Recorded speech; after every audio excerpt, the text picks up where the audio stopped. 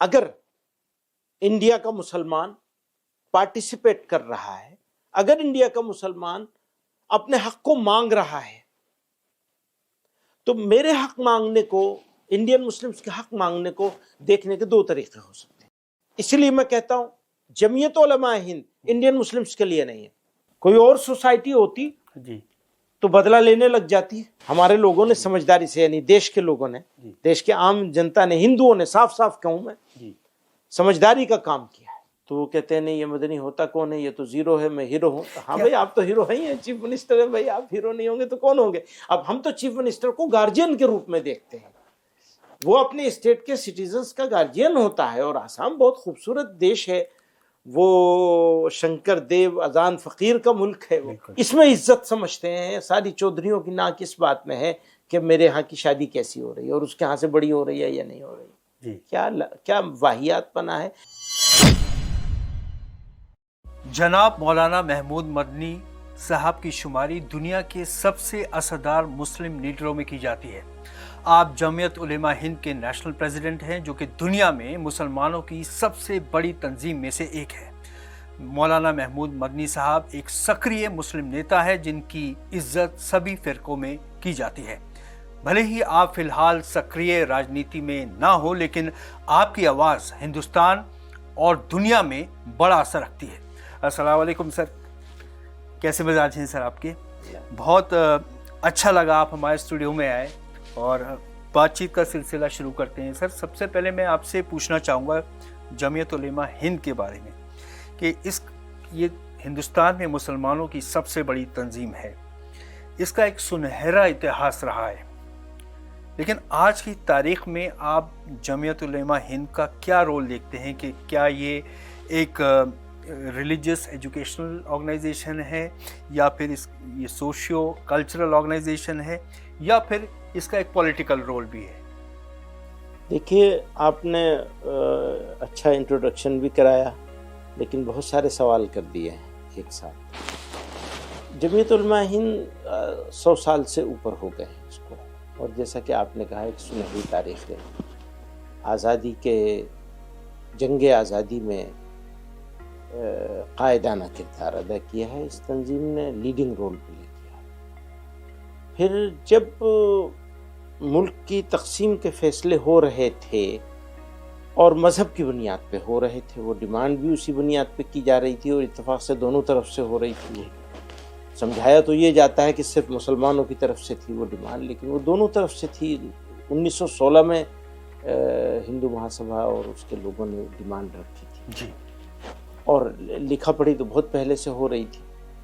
تو اس وقت میں یہ مسلمانوں کی ایک مولویوں کی جو بہت روڑی وادی کہلاتے ہیں، ان کی آرگنائزیشن جس نے ہوا کے رخ کے خلاف یہ فیصلہ کیا تھا کہ نہیں، مذہب کے نام پر اس طرح تقسیم نہیں ہونی چاہیے، ہم اس کے مخالف، اور یہ مذہبی چیز نہیں۔ یہ بھی تھا کہ بھئی جو اگر تقسیم ہونی بھی ہے تو جغرافی کی بنیاد پہ ہونی چاہیے، جغرافیائی تقسیم ہونی چاہیے، نہ کہ آپ مذہب کی بنیاد پہ تقسیم کریں۔ تو اس سے پتہ چلتا ہے کہ یہ آرگنائزیشن، اس کے بنانے والے اور چلانے والے ملک کے بارے میں، سماج کے بارے میں کس طرح سوچتے تھے۔ وہ مسلمان تھے، مولوی تھے، دیوبند کے پڑھے ہوئے تھے اور فنڈامنٹلسٹ بھی تھے۔ میں ان کو فنڈامنٹلسٹ ہی مانتا ہوں۔ اس کے باوجود یہ ویژن تھا ان کا کلیئر اس بارے میں، ملک کے بارے میں، گورننس کے بارے میں، ساتھ مل کر کام کرنے کے بارے میں بہت ہی کلیئر ویژن تھا۔ وہ اس دھوکے میں نہیں آئے کہ اسلام کے نام پر، قرآن کے نام پر جو دعوے کیے جا رہے تھے اس دھوکے میں وہ نہیں آئے۔ دوسرے لوگ آگے ہوں گے لیکن جمعیت والے نہیں آئے، بائی ان لا۔ تو جب آپ یہ کانسیپٹ کلیئر ہو جائے کہ اس آرگنائزیشن کے بنانے والے اور سوچنے والے اور چلانے والے کس طرح سوچ رہے تھے آزادی کے وقت میں، تو یقیناً جب انڈیا کو چوز کر لیا تھا انہوں نے اور اس اپرچونٹی کو جس کو لوگ اپرچونٹی بتا رہے تھے سو کالڈ اپرچونٹی کو مس کر دیا تھا. ان کی وہ ٹرین مس ہو گئی تھی, لوگ چلے گئے تھے اور وہ تو ہمارا جنازہ پڑھ کے گئے تھے کہ ہم تو جو لوگ رہ رہے ہیں ان کا ہم جنازہ پڑھ کے جا رہے ہیں, وہ گئے یا نہیں جی. تو اس کے بعد جو لوگ چلانے والے تھے انہوں نے ماڈرن انڈیا کے جو آرکیٹیکٹس تھے ان کے ساتھ مل کر ملک کے لیے, ملک کے دوسرے طبقوں کے لیے اور خود مسلمانوں کے لیے کیسا ملک چاہا تھا. تو وہ فاؤنڈیشن بھی جمعیت کی اسٹرانگ ہے, مضبوط ہے کہ ہمارا انڈیا کیسا ہونا چاہیے اور ایسا ہوگا اگر انڈیا تو انڈیا کا کیا کیا فائدہ ہوگا اور ایسا نہیں ہوگا تو کیا کیا نقصان ہوگا. یہ کانسیپٹ بھی ان کا بالکل کلیئر تھا.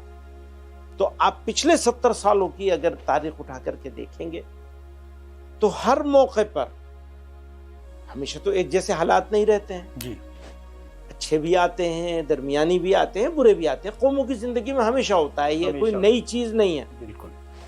اور خالی مسلمانوں کے ساتھ نہیں ہے یہ ایشو, سب کے ساتھ ہے. کسی کے ساتھ تھوڑا زیادہ ہو جاتا ہوگا, تھوڑا کم ہو جاتا ہوگا. تو ریسپونڈ کیسے کیا انہوں نے, ریئیکٹ کیا یا ریسپونڈ کیا؟ تو پہلی بات آپ یہ دیکھیں گے کہ 70 سالوں میں, اب میں آزادی کے مومنٹ کو اور ملک کی تقسیم کو وہاں چھوڑ کر کے پچھلے 70 سالوں کی 75 سالوں کی بات کرنا چاہتا ہوں آپ سے, کہ کیونکہ آج کی جمعیت کو نیا رخ یا اس رخ پر جو آزادی سے پہلے تھا رکھنے کی ذمہ داری انہی لوگوں کی تھی جن کو انڈیپینڈنٹ انڈیا میں جمعیت کو پھر سے اسٹیبلش کرنے کا موقع ملا تھا جی.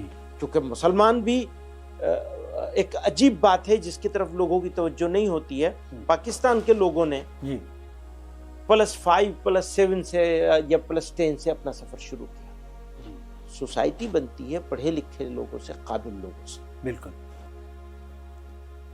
یہاں کے جتنے قابل لوگ تھے ہر فیلڈ کے, ان کی 99% پاپولیشن مائیگریٹ کر کے پاکستان چلی گئی. رہ کون گئے تھے؟ مزدور لوگ رہ گئے تھے, کمزور لوگ رہ گئے تھے, بالکل کم پڑھے لکھے لوگ رہ گئے تھے. زیادہ پڑھے لکھے لوگ بہت تھوڑی تعداد میں تھے, انگلیوں پر گنائے جا سکتے ہیں. اسی لیے 1% کا میں نے ایک مارجن رکھا ہے کہ 1%, حالانکہ اس سے بھی کم تھے جی, لیکن رہ گئے تھے.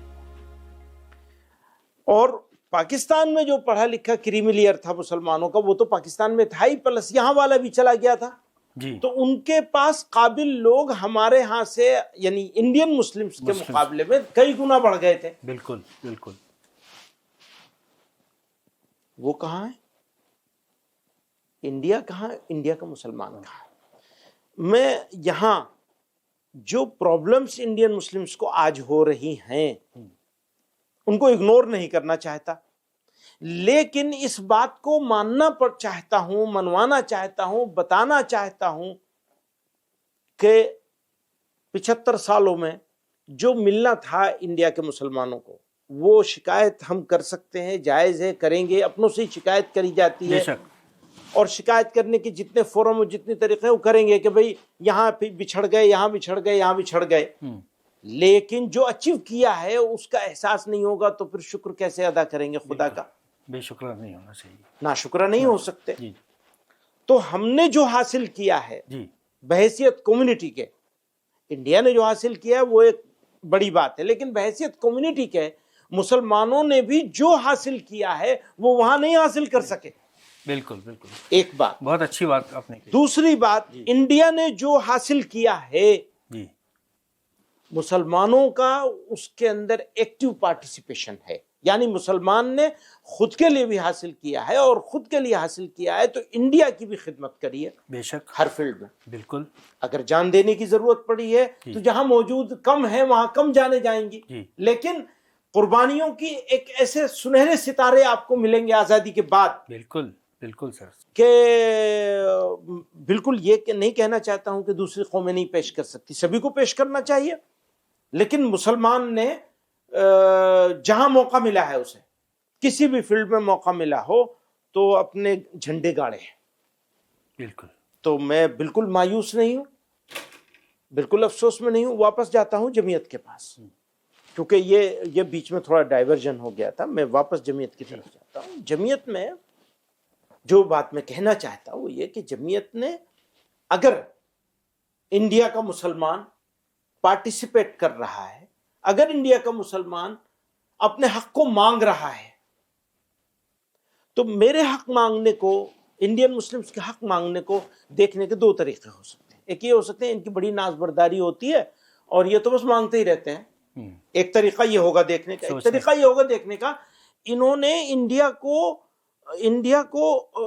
کے ساتھ اپنے آپ کو اب پوری طرح الائن کیا ہوا ہے، تو انڈیا کے علاوہ کس سے مانگیں گے؟ بالکل ہمارا ملک ہے اور ہماری جو پرابلمس ہے، چاہے تعلیم کی ہوں، چاہے روزگار کی ہوں، چاہے لا اینڈ آرڈر سے ریلیٹڈ ہوں، چاہے انصاف سے ریلیٹڈ ہوں، جتنی طرح کے ہماری پرابلمس ہو سکتی ہیں یا کسی بھی کامن انڈین کی پرابلمس ہو سکتی ہیں، اس کو جتنے فورم ہوں گے ہم وہاں اٹھائیں گے ضرور۔ ہمارا ملک ہے۔ اچھا، ہم اگر یہ احساس لے کر نہیں رہیں گے کہ ہمارا ملک ہے اور ہماری چیز ہے، ہمارا حق ہے، ہمارا ادھیکار ہے، تو پھر ہم اپنے فرض کو کیسے پہچانیں گے؟ دیکھیے، حقوق اور فرائض ساتھ ساتھ چل رہے ہیں۔ اگر حق نہیں تو فرض بھی نہیں، اگر فرض ہے تو حق ہوگا۔ بالکل۔ میرے اوپر ایک انڈین سٹیزن ہونے کی حیثیت سے میرے ملک کے لیے کچھ ذمہ داریاں ہیں، کچھ ریسپانسبلٹیز ہیں۔ ان ریسپانسبلٹیز کو صحیح طرح سے ادا کرنے کا اور حصہ لینے کا، پارٹیسپیشن کا مجھے موقع کب ملے گا؟ جب میرا پارٹیسپیشن سب جگہ ہوگا تو زیادہ موقع ملے گا۔ فوج میں ہوں گا میں، پولیس میں ہوں گا میں، ایڈمنسٹریشن میں ہوں گا میں، لا کی فیلڈ میں ہوں، بہت ساری فیلڈیں ہیں، سب کا نام لینے کی ضرورت نہیں ہے۔ جہاں جہاں میرا ریپرزنٹیشن میری پاپولیشن کے مطابق کم سے کم نہیں ہوگا، وہاں وہاں میری آواز کمزور ہو جائے گی، میری پریزنس کمزور ہو جائے گی۔ تو میری پریزنس، میری قوم کی پریزنس میرے ملک کے لیے پوری طرح کارآمد تب ہوگی جب پوری طرح مجھے اپورچونٹیز ملیں گی۔ اس لیے میں کہتا ہوں جمعیت علماء ہند انڈین مسلمز کے لیے نہیں ہے، it is not only for Indian Muslims, یہ انڈیا کے لیے ہے۔ اسینشیل چیزوں میں سے ایک ہے۔ اگر 10 اسینشیل چیزیں آپ گنیں گے انڈیا کے لیے، ان میں ایک جمعیت علماء ہوگی، اور جمعیت علماء نہیں تو پھر انڈین مسلمز کا رول اور کم ہو جائے گا۔ جمعیت علماء ہو یا اس جیسی آرگنائزیشن ہو، میں اور آرگنائزیشنز کو بھی انکلوڈ کر کے بات کر رہا ہوں، کسی کو ایکسکلوڈ نہیں کر رہا ہوں، تنظیم کی بات کر رہا ہوں۔ بالکل بالکل۔ کمیونٹی کے پاس تنظیم ہو جو کمیونٹی کے بارے میں آواز بلند کرے اور کمیونٹی کو بھی سنبھال کے رکھے، اس کو مایوس نہ ہونے دے، اس کے اپلفٹمنٹ میں، اس کی ترقی میں، اس کے پارٹیسپیشن میں اس کا ہاتھ پکڑ کے برابر میں لا کے کھڑا کرے۔ مطلب نیشن بلڈنگ کا جو سلسلہ ہے وہ ابھی بھی جاری ہے، وہ تو جاری رہے گا، ہمیشہ جاری رہے گا، کبھی ختم نہیں ہوگا۔ یہ نیشن ہے تو سماج ہے، سماج ہے تو سماج تو ایوالو ہوتا ہے، مسلمان بھی ایوالو ہوں گے۔ اب اس ایوالو ہونے کے پروسیس میں جتنی چیزیں خراب آ سکتی ہیں ان کو روکنے کی کوشش کرنا، یہ ریسپانسبلٹی ایک آرگنائزیشن کی ہوتی ہے، جس میں تھنکرز ہوں اور جس میں ایکشن لینے والے لوگ بھی ہوں، سمجھانے والے لوگ بھی ہوں، سوچنے والے لوگ بھی ہوں۔ سوچ غلط ڈائریکشن میں جائے گی، جیسے آج کی جو سچویشن ہے، پولیٹیکل سچویشن ہے، تو ایک کمیونٹی ایسا فیل کا ایک چھوٹا سی تعداد ہے ملک میں کچھ لوگوں کی جو مسلمانوں جیسی بڑی تعداد کے پاپولیشن کو یہ میسج دینے کی کوشش کر رہی ہے کہ تم سیکنڈ گریڈ سٹیزن ہو اس ملک میں۔ تو ہماری ذمہ داری ہے کہ ہم یہ کہتے ہیں نہیں، تم سیکنڈ گریڈ نہ ہو اور نہ کوئی تمہیں بنا سکتا ہے اس ملک میں، تمہارا ملک ہے، تمہاری ذمہ داری ہے۔ ہاں، حالات اوپر نیچے ہوتے ہیں، شکایتیں ہمیں بھی ہیں، ان شکایتوں کو صحیح فورم پر ہم اٹھاتے رہیں گے۔ تم گھبراؤ مت، ہم ہیں، تم گھبراؤ مت۔ کمیونٹی کو سنبھال کر کے رکھنا اور اس کو ہوپ لیس ہونے سے بچانا، آگے بڑھانا، اس کو وہ رخ بھی دکھانا کہ تمہارا، جیسے میں نے ابھی کچھ باتیں عرض کی ہیں، ہم نے بہت کچھ اچیو کیا ہے، اور اس میں ضرور ہمارے اس اچیومنٹ میں جتنا کردار ہمارا ہے اتنا ہی ہمارے برادران وطن کا ہے. بالکل بے شک. برادران وطن کے سپورٹ کے بغیر ہم اس جگہ پہ نہیں ہو سکتے تھے جہاں آج ہیں. ہمیں لیکن مزید سپورٹ چاہیے تاکہ جہاں ہمیں ہونا چاہیے ہم واقعی وہاں پہنچ جائیں. ابھی وہاں نہیں پہنچے ہیں, سفر باقی ہے. بالکل. تو ظاہر ہے کہ بہت ایک ملٹی پرپس جو ہے, ایک ملٹی آبجیکٹیوز جو ہیں وہ پورا کرتی ہے جمعیت علماء ہند.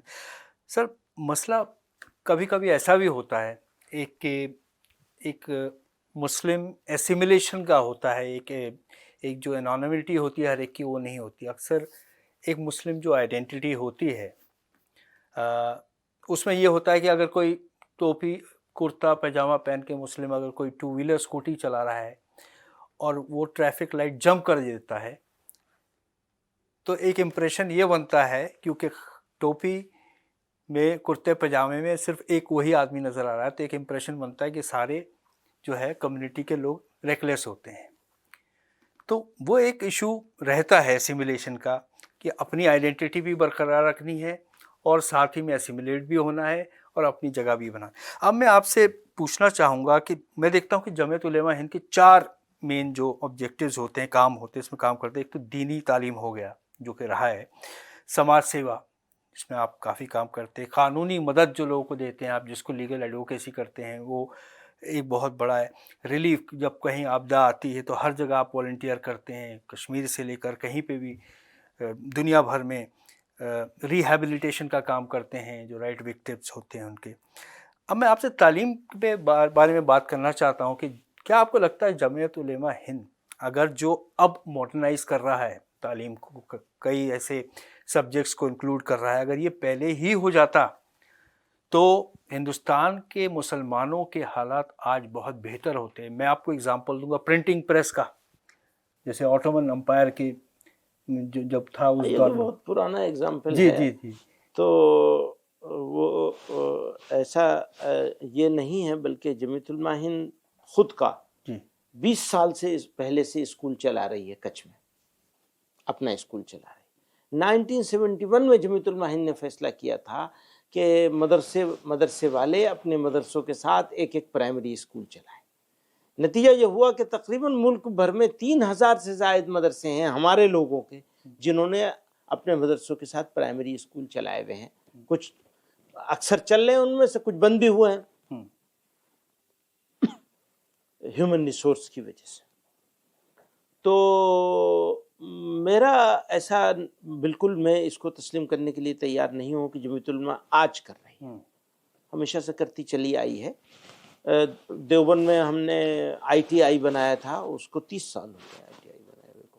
بچیوں کا اسکول چلتا ہے دیوبند میں ہمارا ایک, وہ اس کو بھی 1200 بچیاں اس میں پڑھتی ہیں قریب, لڑکیوں کا اسکول ہے اور صرف گرلس اسکول ہے جی. اور آپ بلیو نہیں کریں گے اس کو بھی 40 سال کے قریب ہو چکا ہے. تو کمیونٹی کو برابر کوشش کرتے رہے, سمجھاتے رہے کہ بھئی آپ مدرسے بنائیے اور اسکول بھی بنائیے. مدرسے میں تو 2.5% بچے انوالو ہیں ہمارے. مدرسہ مکتب سب ملا لیں تو مکتب تو بالکل پری پرائمری اسلامک سینٹرز ہوتے ہیں, اور ان میں اسکول والے بچے بھی آتے ہیں اور کہیں نہ جانے والے بچے بھی آتے ہیں. تو 97.5% بچے تو مدرسوں سے باہر ہیں, اور ان کے لیے اسکولز کی ضرورت ہے, اور اسکولز کے لیے ان کو موٹیویٹ کرنے کی بھی ضرورت ہے, ان کو آگے بڑھانے کی بھی ضرورت ہے. تو یہ تو پرانا کام ہے, اس کو ابھی تھوڑا اور ایڈوانس لیول پہ لے جایا گیا ہے. کہ علماء کو بھی کہہ رہے ہیں کہ بھئی آپ بھی اگر پراپر انکلوڈ کر کے نہیں کر سکتے ہیں اپنے سلیبس میں, تو کم سے کم NIOS سے کر لیجئے. تو الحمدللہ 25,000 سے زیادہ لوگ جو ہیں ہائی اسکول کر لیے ہیں, اور 2000 کے قریب 1200 کے قریب ہیں جنہوں نے 12th بھی کر لیا ہے. اب وہ آگے بھی جائیں گے, ان کو آگے لے جانے کی بھی آج صبح ہم لوگوں کی ایک پلاننگ ہوئی ہے.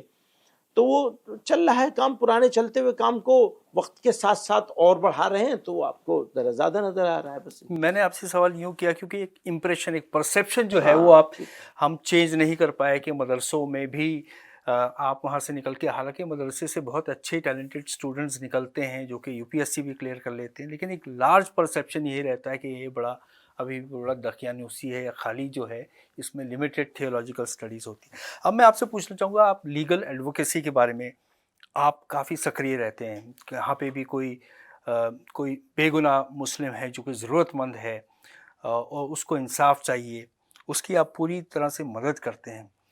کیا تنظیم ہندوستان کے ضرورت مند مسلمانوں کو انصاف دلوانے میں کامیاب ہو پاتی ہے؟ دیکھیے، یہ موٹے طور پر اگر میں آپ کو جواب، جیتو یہی چاہتا ہے کہ جواب ہاں میں دوں، جی. لیکن سچویشن اس سے تھوڑا ڈیفرینٹ ہے، اس لیے میں ہاں میں نہیں دوں گا اس کا جواب کہ ہاں ہو جاتا ہے اور سب کچھ ٹھیک ہے، ایسا کہنا مناسب نہیں ہوگا. لیکن بہت سارے جگہوں میں، بہت سارے موقعوں پر صحیح فیصلے ہوتے ہیں اور ان فیصلوں کا فائدہ غریب آدمی کو ہوتا ہے، کمزور آدمی کو ہوتا ہے. تو یہ ویری کرتا ہے سچویشن پر اور اس پر، حالات پر. اسم میں آپ حال ہی میں ابھی گئے وہاں پر، اور آپ نے وہاں بیان دیا کہ اسم میں بنگالی بولنے والے مسلمانوں میں ایک اسرکشا کی بھاونا، انسیکیورٹی ہے، ایسا آپ کا ماننا ہے. اس صورتحال میں آپ سرکار اور عدالتوں سے کس طرح کے قدم اٹھانے کی امید کرتے ہیں کہ ایک یہ جو انسیکیورٹی اور جسٹس کا دیکھیے، وہاں دو ایشو ہیں. ایک ایشو ہے ہیومن رائٹ. ہیومن رائٹس کا جو وائلیشن جس لیول پہ ہو رہا ہے وہ بہت ہی سیویئر ہے.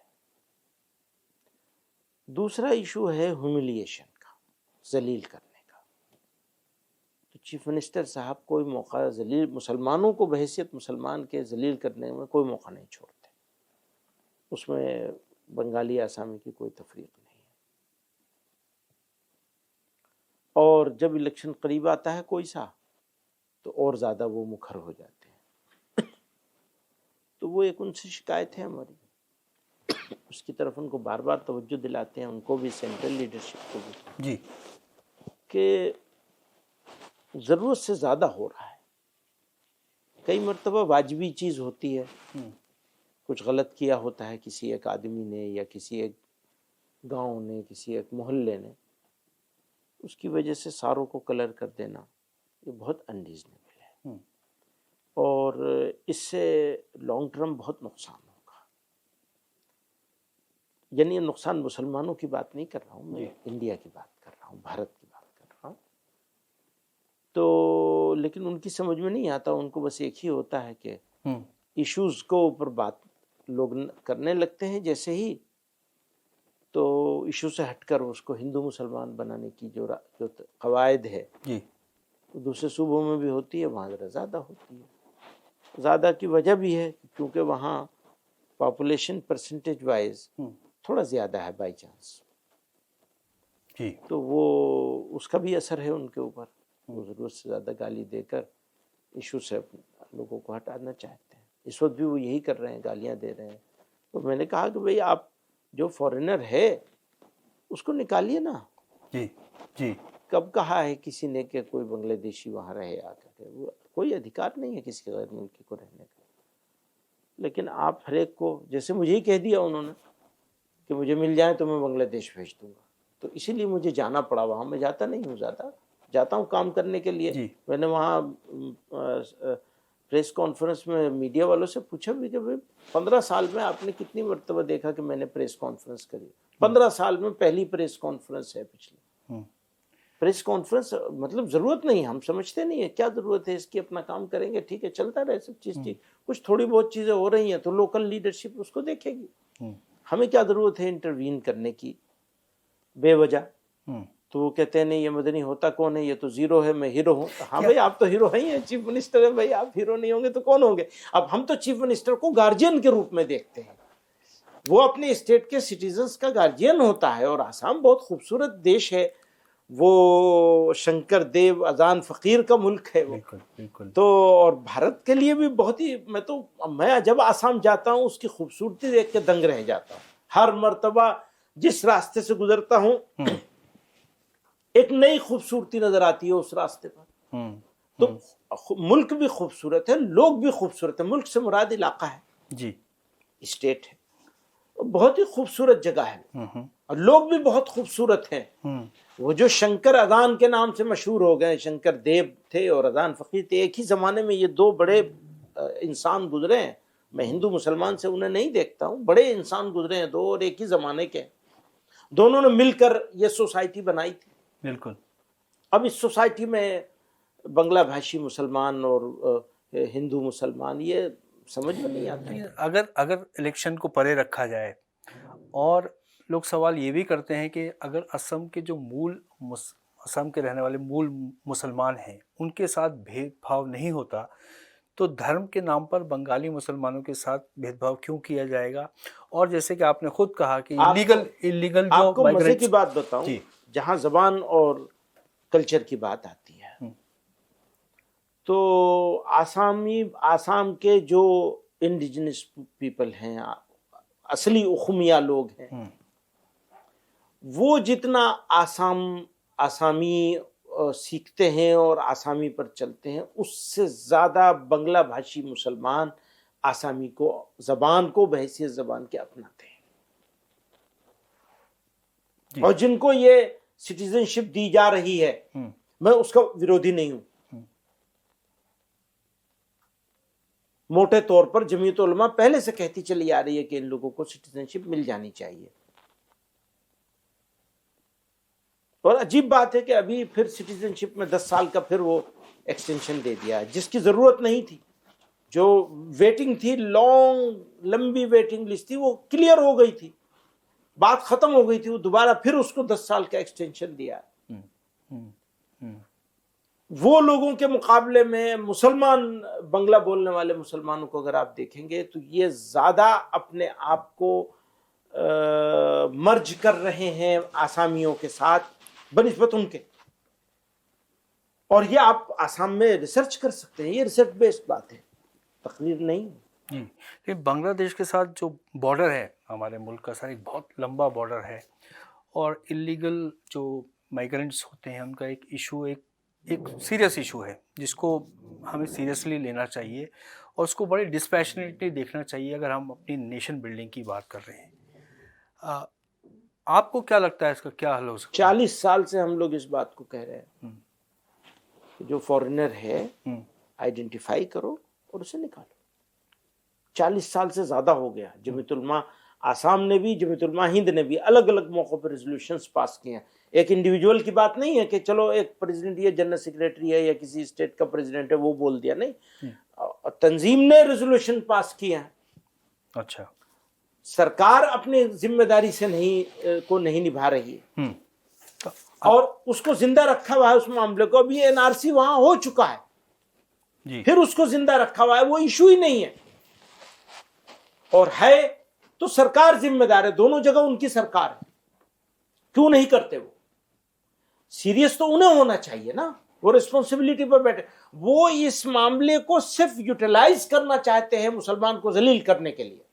پرابلم یہ ہے، پرابلم فورنر سے نہیں ہے، پرابلم ہے مسلمانوں کو ذلیل اور رسوا کرنے کے لیے، گالی دینے کے لیے اس مسئلے کو گرم رکھنا.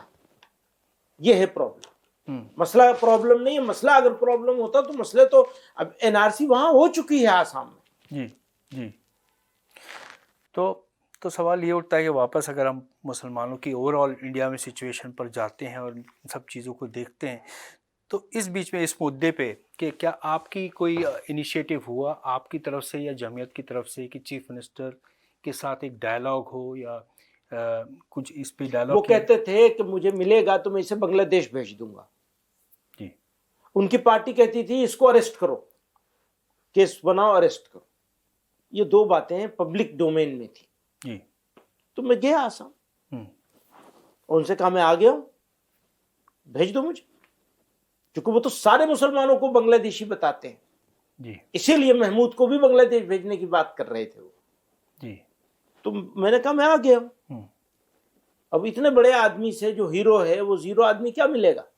ہم تو شنیہ سے نیچے بھی کچھ ہو تو اس جگہ کو اڈاپٹ کرنے کے لیے اپنے لیے تیار ہے، ہمیں کوئی دقت نہیں ہے اس میں. وہ واقعی بڑے آدمی ہیں، اسی لیے بڑی بولتے ہیں. جی، تو اس مدعے میں آپ کچھ برج کی یا کوئی ڈائلاگ کی گنجائش دیکھتے ہیں کہ اس اس کو کس طرح ڈیل، جو آپ بات کر رہے ہیں کہ جس طرح سے انہیں آپ نے الیکشن نہیں لڑنا ہوگا تو بات ہو جائے گی، الیکشن لڑنا ہوگا تو بات نہیں ہوگی۔ اب آپ سے میں ایک بڑا سوال پوچھتا ہوں کہ اگر آپ دنیا بھر میں مسلمانوں کے حالات کے بنسبت ہندوستانی مسلمانوں کے حالات کو کیسے دیکھتے ہیں؟ ہاؤ ڈو یو سی؟ میں نے شروع میں آپ کو بیان کیا جی کہ سب خرابیوں کے باوجود بہت خرابیاں ہیں، جیسے ابھی ایک خرابی کا آسام کا ذکر چل رہا ہے، ایسے ہی یو پی میں بھی ہیں اور کہیں کہیں الگ الگ جگہوں پر الگ الگ طرح کی پرابلم ہے، ان کا بخان کرتے رہیں گے تو پوزیٹیو چیزیں پیچھے چلی جائیں گی۔ میرے پاس پورا سمندر ہے پوزیٹیو چیزوں کا، بھارت، اور مسلمانوں کے لیے بہترین اپرچونٹیز ہیں۔ البتہ مسلمانوں کو بھی کچھ کرنے کی ضرورت ہے۔ آپ کو سر میں یہاں روکوں گا کہ آپ کو لگتا ہے نہیں کہ ایز اے مسلم کمیونٹی ہمیں بھی جو بہتر چیزیں اچھی چیزیں ہوئی ہیں ان کا بخان کرنا چاہیے، جو ہم نہیں کرتے؟ اس کے علاوہ بھی ہمیں یہ بتانا ہے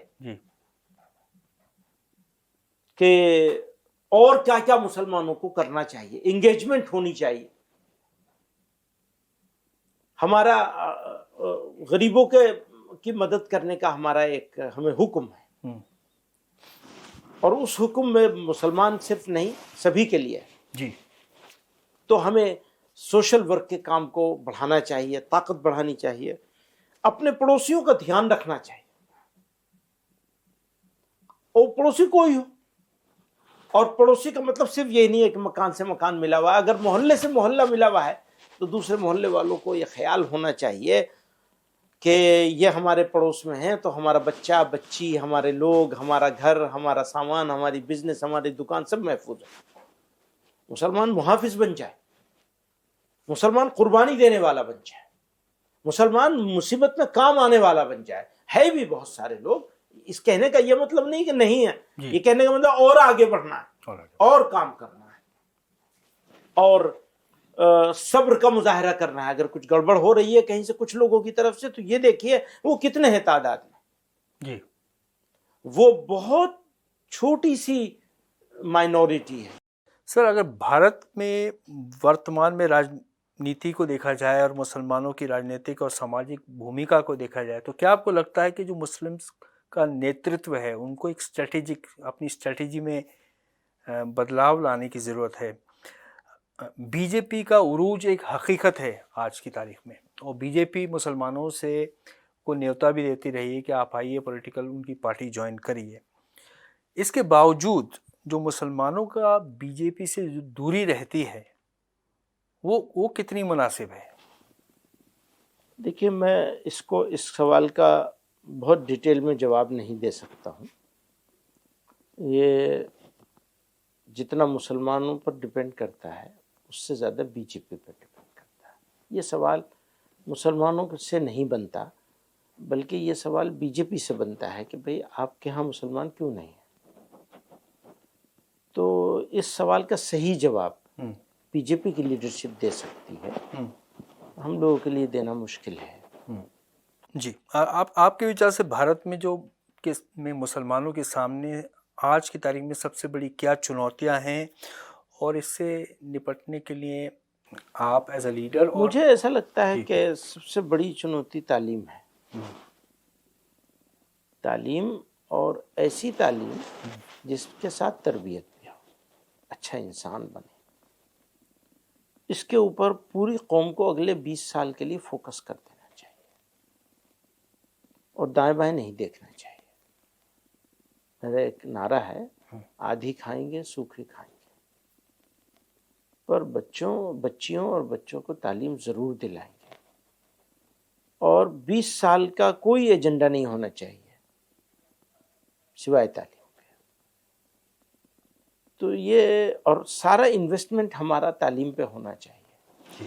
یہ جو شادیوں پر ہمارا انویسٹمنٹ ہوتا ہے، یہ انویسٹمنٹ نہیں ہوتا، یہ پانی بہا دیتے ہیں آپ نالی میں، اور بہت خراب ہو رہا ہے۔